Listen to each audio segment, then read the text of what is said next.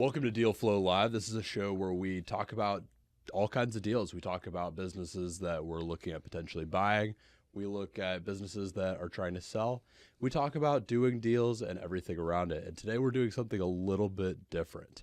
I'm your host, Brody Vinson. I'm your other host, Ryan Santa. And today we're actually exploring off-market deals. We're talking about methods to generate deal flow if you are someone who's looking to buy a business. Now, there's a lot of different ways that we've gone about this. Some have been more successful than others. And in this episode, we're going to break down exactly what kinds of strategies we like best, how they work best, how to do them, and how you can actually generate off-market deals from them. Ryan, tell us a little bit about why this is so important. Well, off-market deals are where the best deals normally, or at least most of the time, come from. You know, it's a business owner who is so entrenched in their business.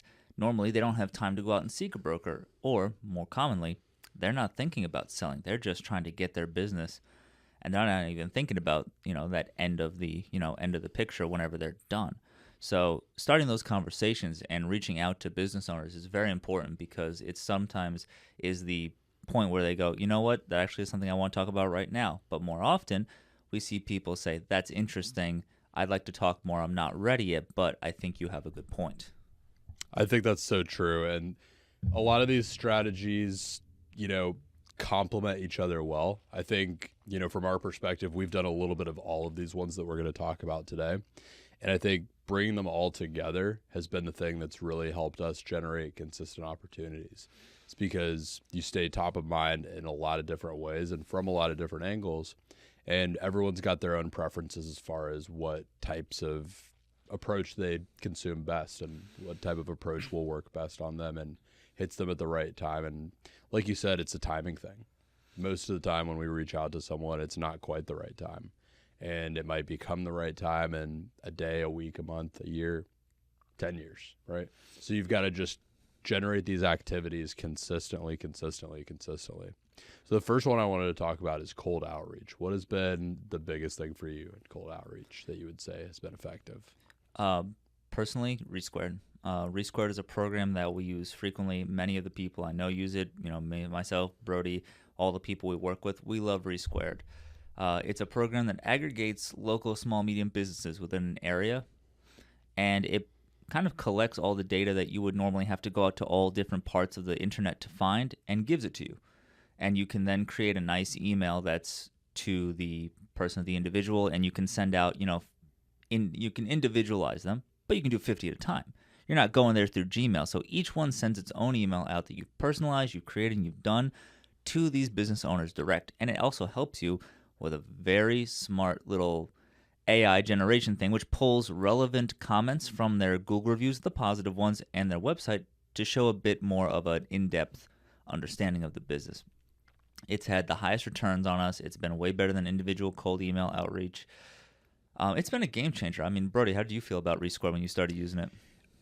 Immediately I noticed that it had the list that it was able to create was something that was way better than what you could find on most lead generation platforms, because most lead generation platforms are drawing from things like LinkedIn and some of these core sites that a lot of these small businesses are just not on. And Resquared really compiles all of them together. And so it just created a much bigger, more comprehensive, more accurate, and more up-to-date list because of a lot of the AI it pulls in. A lot of these are not businesses that have, most of them have not gone out of business or anything either. It's a pretty accurate, up-to-date list. And so immediately we started generating a lot of opportunities. We would send out 50 emails a day. And, over the course of a few weeks or so, you're hitting all of those and you're emailing 1,000 people. We emailed a few thousand people. And the way that it goes is not even all of the emails will deliver. Not even all of them will get opened. Of the ones that do deliver, of the ones that get opened, you'll get very few responses. Every once in a while, you'll get a response. And of the responses you get, maybe someone will end up being a fit. And that's just kind of how it goes. Alex Hormozy has a saying, volume negates luck. So if you just create an incredible amount of volume of work through technology like this, you get rid of the luck factor and you just create your own luck. So I think that's really what's been helpful with Resquared is it creates a lot of volume of outreach and it generates these new opportunities. And we actually have a company under management in the firm already that we found through Resquared. We emailed them. They called us right back pretty much, 10 minutes or so after receiving the email. We set a few meetings, and over the course of the next month, we ended up creating a deal. And so it's been the most effective for us. Oh, for sure. And this isn't sponsored by Resquared, but we would love to have that sponsorship and maybe even work with them to give a discount code to people watching at some point in the future. Because truly, I mean, I remember I came to you one day and I was like, man, I've sent out over 200 emails. And I just haven't hit anything. You started laughing. You're like, you got to get to like 2,000 before you can start complaining about it. And I was like, what? And you're like, oh yeah. He goes, minimum 1,000. And that's by hand, searching up each business, copy paste, writing an email, researching It's the the way company. you were doing it. Yeah. And you were like, how would I do that? Yeah, I didn't realize you guys like, had done 1,000 in a weekend. Yeah. Yeah, basically, so let's see, like 50 a day. You're hitting 1,000 in 20 days. So like just under 3 weeks, you can email 1,000 businesses. And that's if you're taking it nice and slow, because like we said, with all the tools there, it really helps you make those nice handcrafted and gives you all the information. I was by hand, it would have taken me 3 months to get 1,000 emails out probably. Yeah, and it would have taken all your time too. Resquared, you set it up, and Resquared is probably not the only platform that does something like this, but the point is something that really aggregates a good, accurate list. And if you can set it up one time and just let it run and then check when the responses come in and then respond yourself. That's what we do. And then from there, the goal always is, you don't want to give the entire pitch over the email. You just want to see if they're interested in what you're talking about. And then, so it's creating a nice, compelling, short message that gets to the point, tells them you're interested in investing or acquiring their business. And from there, you get on a phone call, ideally, as quickly as possible. And you talk to them a little bit, try to set a meeting. And we focused on the local area first so that we could set meetings in person with these people. I wouldn't say that's a requirement, but that was our personal preference. For sure. It was definitely a condition of ours, as everybody's watching knows, we like local, and that's how we're building everything starting, is that we want to be able to drive to our, businesses and work with our people direct. So yeah, I mean, Resquared, and the other cold outreach methodology is email. Like I told you, you go around, you Google local whatever companies, you find the websites, you find their email, you research them, you write up a handcrafted personal email, and then you send it, and then you just keep doing that over and over and over again, and you hope that you can find them. You're going on LinkedIn, social media, trying to find what you can, which is another way to do it, and that's the most cost-effective way. But if you can, get your time and get some money put in, Resquared will save you a lot of time and will expedite the whole process. I mean, truly, it's been a game changer. I agree. So as far as cold outreach, that has by far and away been our favorite method. Next type of method that you can use, though, is in the warm outreach category. So cold outreach, of course, is reaching out to people that you don't know, that you don't have a relationship with. Warm outreach is the exact opposite. This is reaching out to people that are in your network already. These are friends, family, associates, things like that. The thing I would say here is you don't want to try to sell or pitch directly to these people in your network. For someone who's trying to play the long game, it's all about keeping the goodwill of your network. And you don't want to tap into that and ruin that goodwill early because you ruin the long game in support of trying to play a shorter game.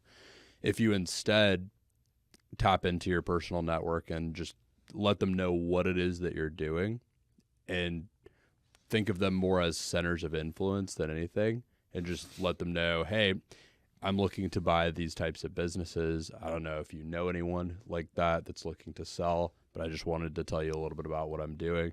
So you're not going to them and going to the business owners in your network and saying, do you want to sell your business to me? You're just getting in touch with people that that know and trust you already, and just telling them a little bit about what you're doing, giving them some information and saying, hey, if you happen to come across anyone that knows or that's looking to sell that is in that category, I would love to talk to them. The reason this is so powerful is that you can never beat the power of a referral, right? The cold outreach thing that we talked about before, it works, but it takes such a higher volume of outreaches to get ones that work because there's not trust formed yet.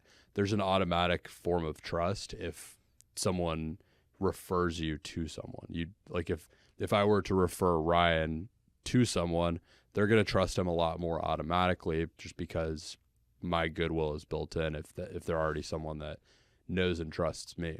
So if you can get those referrals from friends and family through that warm outreach, that's been the favorite strategy in that category, I would say. I agree. There's nothing like a genuine connection with somebody to give another genuine connection to somebody else that they know. One of the ways that I go about it is that, when I'm talking to people about it, many of us who work with and around this fund, we're very excited about what we do and we're very passionate about it, and we're always talking about it and in some cases posting about it, which is something that I think you need to have that, because even if you say, hey, I'm looking to do this and this is X, Y, and Z, when you see them and they ask how you're doing, if you're doing stuff, no matter what's going on, talk about it, get excited about it, even like, oh man, this one didn't work out, but we've got 2 more, I've been really doing it out. That sort of infectious enthusiasm, will make them say, I want to go tell my friend who's an investor, this guy's working really hard. He's my nephew, cousin, whatever. He's really working hard. I think he would work hard with you, because people they don't only just want somebody who knows what they're doing.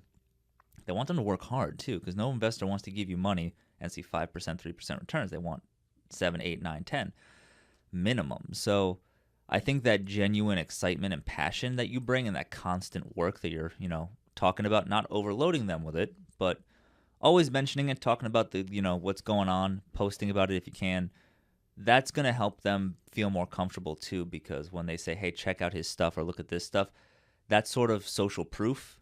Even if you haven't finished it yet, working on it, people love to see that, because, if you don't have the time, if you don't have the money, if you have the time and the knowledge, people with the money will just say, hey, I don't have the time, but I have the knowledge, but I can't spare it. Here's my money. Go do it.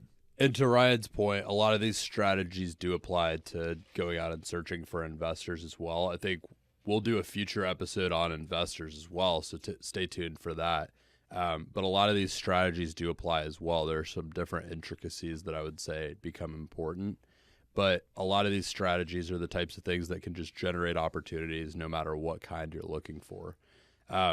And I think that's a perfect transition point to talk about content as well. You talked about the authority of having content already present.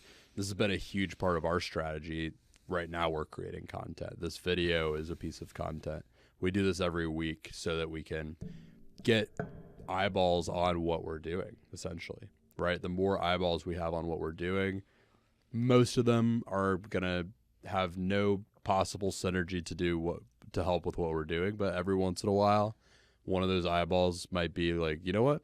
I actually really like what these guys have going on, and I'd like to get involved. I'd like to help. Maybe I have a business that I'd like to sell to them. And so creating this type of content just gets eyeballs on what you're doing, whatever it is. And so whether it's doing a podcast like we're doing, just to get information out there, show some expertise, show some knowledge in the area, whether it's creating content on Instagram, TikTok, YouTube Shorts, Facebook, all these different short form content platforms, I think are really valuable. A huge part of our strategy has involved that as well. I post a clip every single day that goes to TikTok, YouTube Shorts, and Instagram. And I'm currently generating well over 300,000 impressions to individual accounts per month.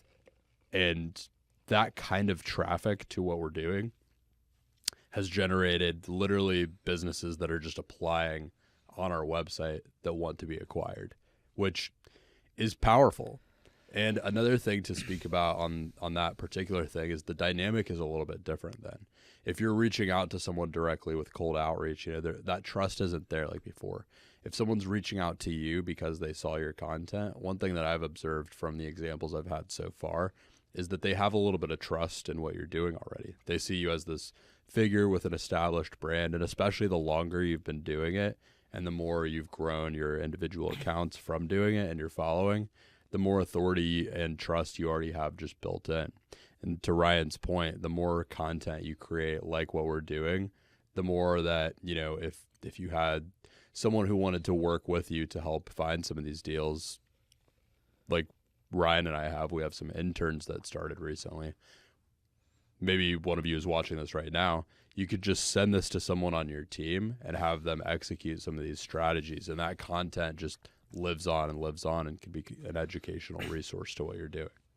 100%. And to that point, like you said, you're getting, you've been doing this series for maybe 30 days now. Are we on day 31 of actually on day 52? 52. Okay.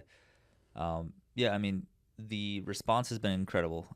You would think that perhaps business owners might be older and maybe they wouldn't be using social media, and that could not be more wrong. They're reaching out of all different age brackets, industries, and it's insane how quickly it kind of tractioned off.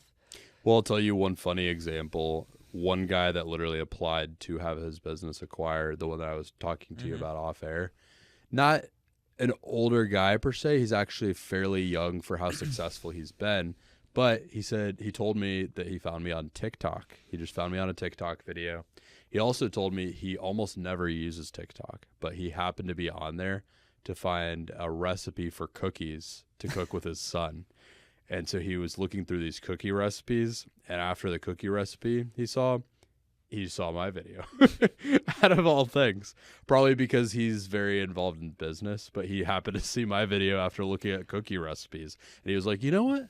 Interesting. I'm going to reach out to this guy. I'm going to apply on his website. Next thing you know, within a couple of days, we're talking, and there's potentially an opportunity that's going to come from that. I thought that was really interesting. I think there's also the potential of, from the other direction, maybe someone's kid happens to know what they're going through and the fact that they're thinking about selling. It's actually another example that happened recently is this guy that I went to college with. His dad is looking to sell his business. He's looking to retire, actually near here in town. And he just saw the kind of content I was putting out. And his son was on Instagram. He saw me on Instagram. He was like, you know what? I want to help my dad out. I got in contact with the son and talked to him. So there's all kinds of different angles that can come from this.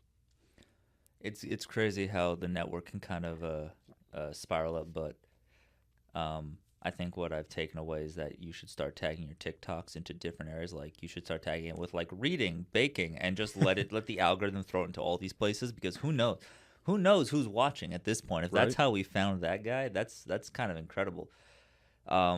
So yeah, I think the content game is strong, making genuine content. That's my favorite word, genuine. Brody is not posting every single day and talking about the big deal he landed or every day. He's not every day making a deal and doing stuff. He's talking about the real realities, meetings, talking to people. There's a real level of legitimacy and truth to what he posts. So that sort of content attracts that sort of people. I feel people who are genuinely hardworking, people who want to do that. I think if you post more, I think if people were pretending, you'd probably get less good and qualified leads. So that's another point to your content. Make it honest, make it truthful. Not every day is going to be, not every day is the biggest win ever. So it's very interesting content all around, though. I would say the number one unlock I had that got my content to take this hockey stick growth was just document, don't create. So I'm not trying to think of ideas from scratch. I'm just documenting what I'm actually doing. And then that brings itself into the show we do here as well. We're documenting what we're doing in a sense. And most of the time when you guys are watching this show, we're looking at these deals and we're actually in the midst of looking at deals and talking through them. And I think that's the reason people tune in a lot of times. Here, we're talking about the actual strategies that we've done and had. And that's, for me, I've always learned more through someone's actual experiences versus the theoretical. So I think the documenting rather than creating when you create content is the most valuable approach you can have. I've probably heard you say that, but it just didn't hit me until now. Documenting, not creating. So I heard it probably 100 times before I ever understood how it worked. That's actually a really good way, I think, for people to make content online is to document, not try to create something you think people want to see. Don't go research how theoretically to do something and then create content about it. go do the thing and create content about what it was like doing the thing.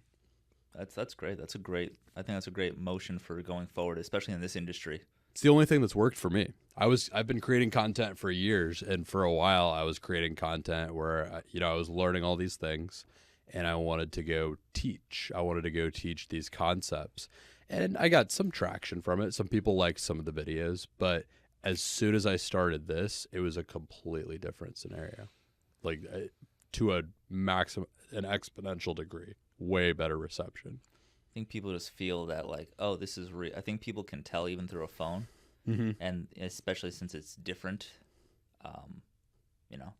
How many men on the street with a lavalier and a backpack videos? I mean, there's you scroll through TikTok, you're gonna get about 100 of them. Here's a guy running with his dog talking about buying companies. Like you're like, okay, I'll stop. If not for the dog, I'll just stop right now, watch what this guy has to say, and then you're like, okay, cool, this is actually interesting. Yeah, and I don't want to harp on the content thing too long because while it is an incredible strategy, there are other ones.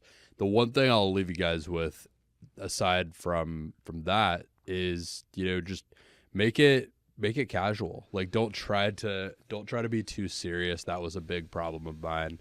The more I made it casual and just leaned into my personality, and funny enough, I got some feedback along the way when I was early on in my content creation days that people that were close to me would watch it and be like, you know what, I don't really feel like I get your personality out of this content. It feels like it's you putting on this show and trying to look smart and look professional. And the more I just pulled that back and just try to be casual, be my actual self, my actual personality, that's been a huge unlock as well. I think that's a perfect way to kind of end that segment, even though we could talk about it for hours. So the last content, that we have content for our content is referral partners. And this is kind of in alignment with the warm outreach, but it slightly varies. So when we're talking about partners, we're talking about if you have a CPA or a CPA, business brokers, lawyers, consultants, anyone who's working within the business space that has connections to business owners that works with them on some level. Those are more of what we're talking about with the partners. So people who work direct with them that maybe don't know you but understand what you're doing, that can go on your behalf and speak to them. Yeah, and I think the big thing here is that you have to, like Ryan was saying, you have to find the right types of people.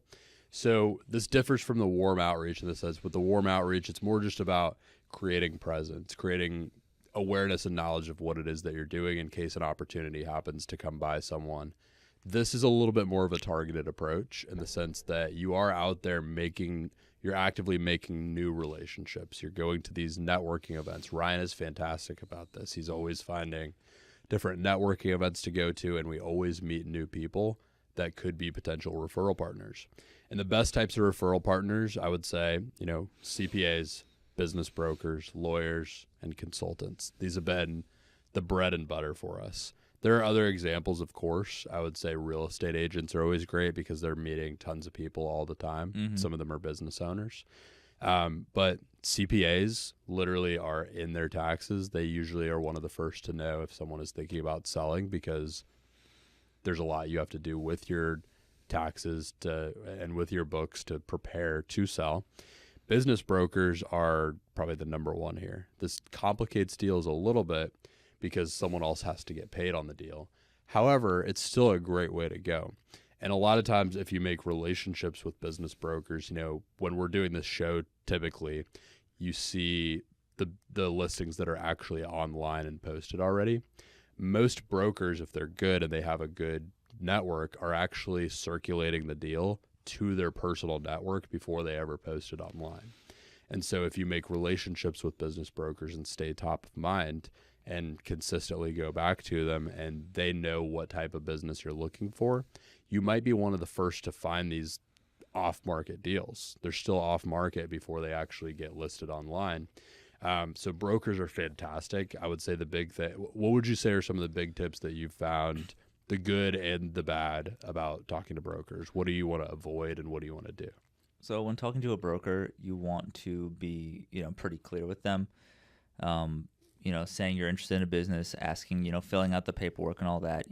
Some of them will require you to have proof of funds before you send anything. And if you don't have those proof of funds, you just gotta, you can say, hey, I don't have proof of funds. You can ask them if you have some rapport with them, sometimes they'll help you out. But if you don't yet, just find another business, because many of them you can just apply and you can get the basics, which is enough to say, can I do this or not? Also, picking their brains, because you've already started asking the questions that the listing didn't say. They'll usually have the answer for it, and if they say no or they don't answer you, well, then you've already said, okay, well, that's not a good business then. But most of the time, these guys are willing to play ball with you, and especially if you're trying to, like Brody said, develop that relationship and that first come basis where you get the stuff that isn't going to be posted immediately. That's important. If you can do anything, we always say try to go out and be the person they want to work with. So if you're looking for a business and maybe you see one online, it's not your fit, but if you know somebody who's been looking for one, ask the broker if you can connect them with somebody. Even if you would have just gone anyways, get your name in their mouth for all the good reasons. And eventually, even if you don't necessarily have the immediate funds, you'll start getting those real good deals. And you'll be able to start actually, maybe helping them broker those deals and maybe even, get a cut in. But any way that you can get in with these guys to help them out and become someone where they want to talk to you. Because from experience, if you're just getting information, going over it and saying no, eventually you're going to end up on a do not call list or a blacklist where you no longer get the information.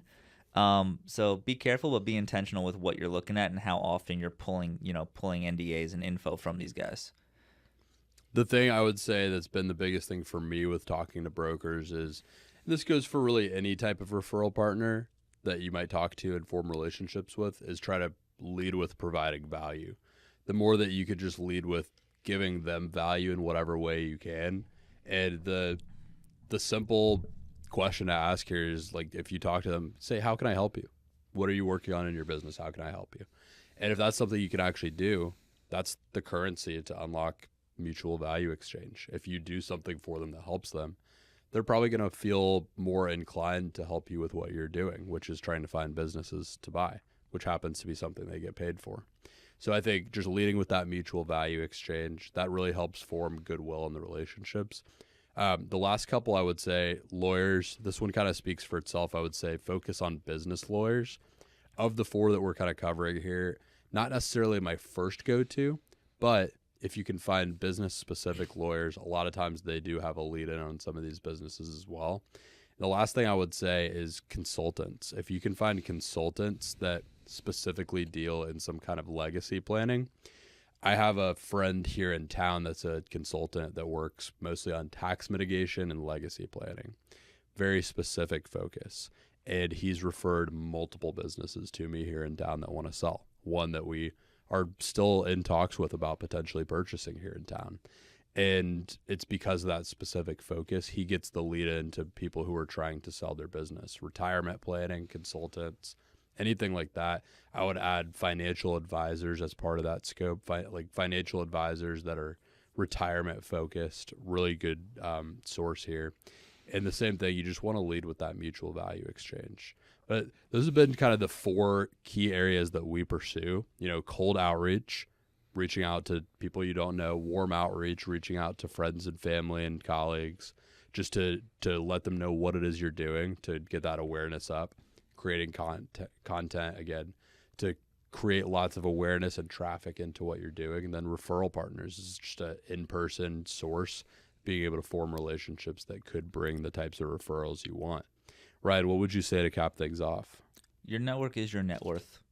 And that statement, I think, is sometimes commonly known, sometimes not. I'm not sure anymore, but everything that we've talked about today involves a level of going out, meeting people, having interactions, and building connections and a network with people that they want to keep talking to you and they want to keep interacting with you. So if you're starting from ground zero, all of these methods are going to get you in contact with people, and not everybody's going to want to talk to you, but the ones that do, like Brody said, you lead with value, you make it worth their time, even if there's not money, if there's just an exchange of time and effort, you'll get somewhere. You will make the traction at some point. Go to those events, outreach to those people, talk to your family and friends.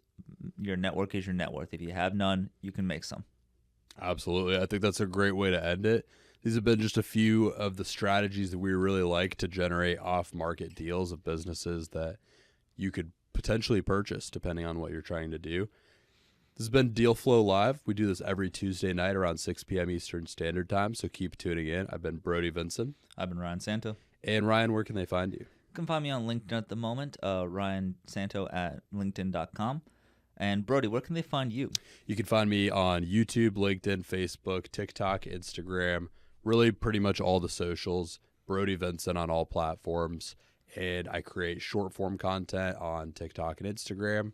I create long form content like this on YouTube, both like what we're doing here, the show, and also more educational stuff, showing a peek at what we're doing, what we're kind of working on with the private equity fund, and other stuff.